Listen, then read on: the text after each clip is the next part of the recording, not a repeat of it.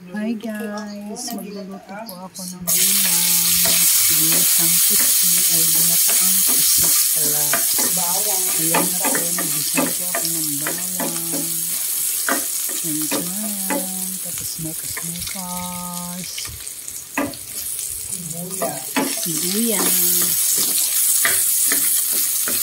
Ang gusto niya pala sa sibuyas, hindi masyadong po. Gusto niya yung medyo makakain.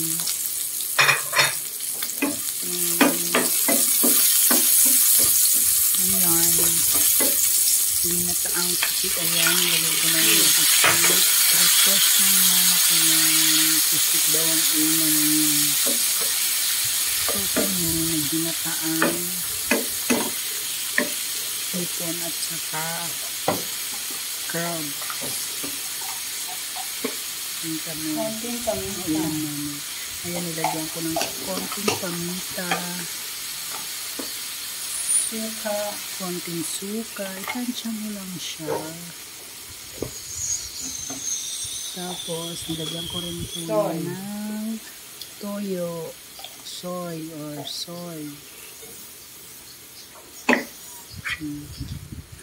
Huwag masyadong ano yan kasi bawal daw mikos pag may suka.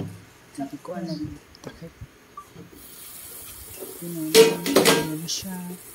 And then kailangan daw madali lang ang pagluto niyan kasi titigas. Yan, lalagay ko na yung kakang gata, yung first gata. Ayan, ilagay ko na.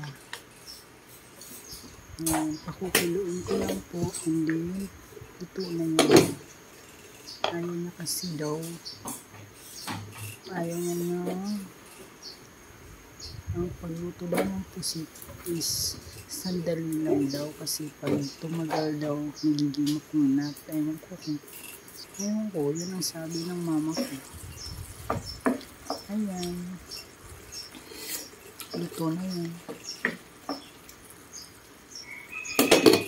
Gusto nang ganyan. Yan, nagluluto ako ng ginataang pangalawang gata. Crab sa kalabasa at talong. Nilagyan ko ng okra. Napakasarap. Yung pangalawang gata, yan ang nilagay ko ng sabaw. Yan ang iluluto ko sa sangkap. Ayan, crab. 3 piraso lang crab yan. Hati-hati ko lang yan. Nahugasan ko naman yan.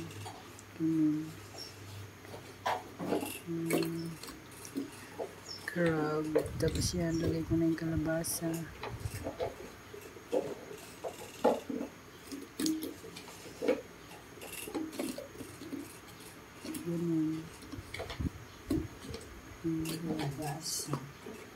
Kalabasa lagay ko na rin yung talong.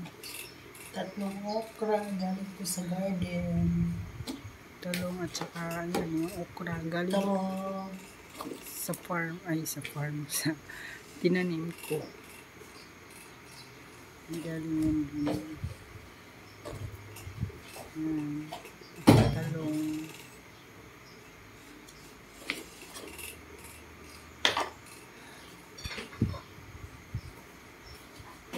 Simple natin lutong bahay. Luya.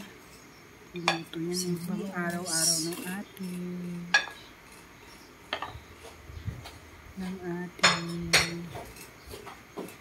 magluluto sa umaga, pagkain ng mama ko para sa kapatid ko. Kasi yung mama ko hindi makapagluto dahil hindi na siya nakakalakad. It's time naman na ako ang magluto para sa kanya. Nilagyan ko ng sibuyas at saka luya. Konting paminta pala nilagyan ko yun. Lagyan natin ng lemongrass. Tapos asin, tansya. Yan yung lemongrass nilagay ko. Sige, lulutuin ko lang yan.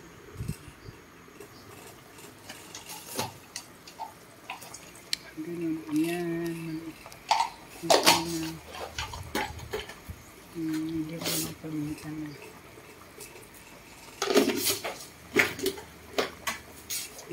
Dinagdagan ko yan ng asin kasi sabi ko parang matabang. Bitchen. Lagyan ko rin yung paminta. Bitchen.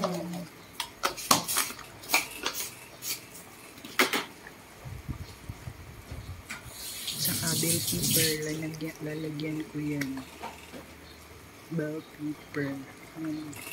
Lalagay ko na rin yung hipon pala. Hindi ko pa nalalagay yung hipon. Hugasan na yan, hindi ko na pinakita. Yan, hugasan ko na po yan. Hindi ko na pinakita. Naghuhugas po ako ng hipon, yung binibiyak ko po sa likod. Kasi para matanggal lahat ng kasi yung mga karamihan na nakikita ko, yung parang may stick o kaya toothpick, hindi natatanggal kasi lahat eh. Ayan, lutuin ko lang sandali yung hipon. Ayan, ilalagay ko na pala yung bell pepper niya. Takpan natin. Paglagay mo ng asin, tansya. Lalagay ko na yung first gata. Yan, yung first gata niya, ilalagay ko na.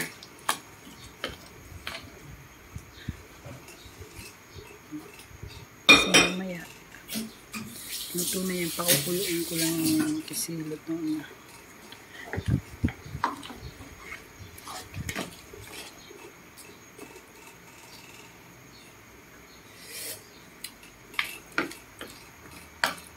Yan ang gawain ko.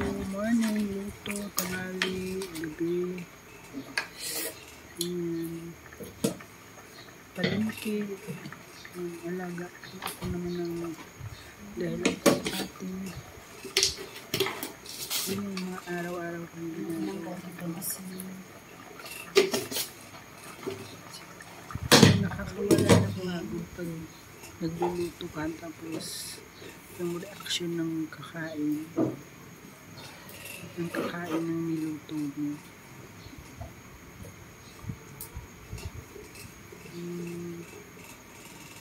Kaya kahit pagod ka,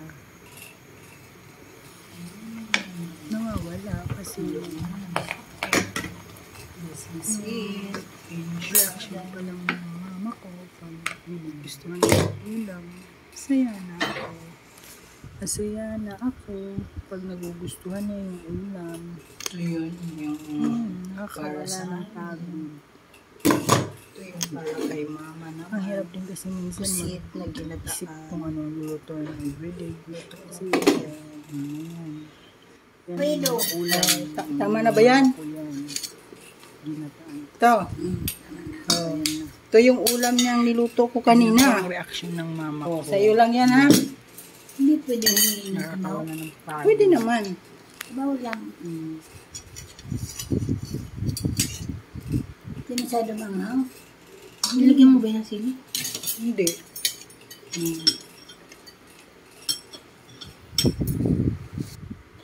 Huwag ka nang maghintay ng alimasag. Sabaw nga. Parang sarap picturean. Medyo dry pa eh. Dry pa. Dry pa.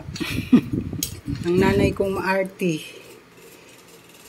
Yan. Thank you so much. Ang kulit ng Thank you so much for the food that you prepare for us. I love you forever and ever. Anong Gusto ko talaga yung lasa ng ano. judge mo? Tanglad to, no? Hmm. Masarap talaga ng tanglad.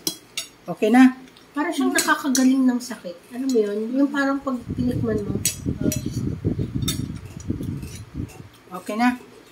Okay, thank you so much for your Tikman mo muna yung ulam. Ay, naku, produce ang kasama. Nakakainin ko yan lahat. Huwag kang mag-alala.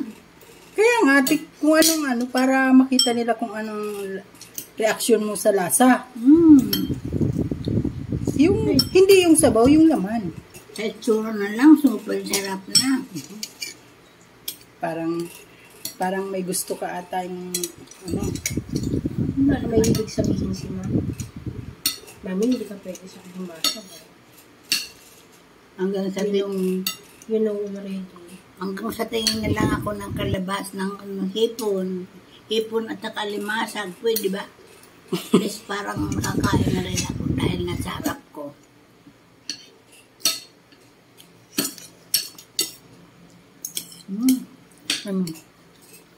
Nasa ano naman. Nandito naman yung lasa eh.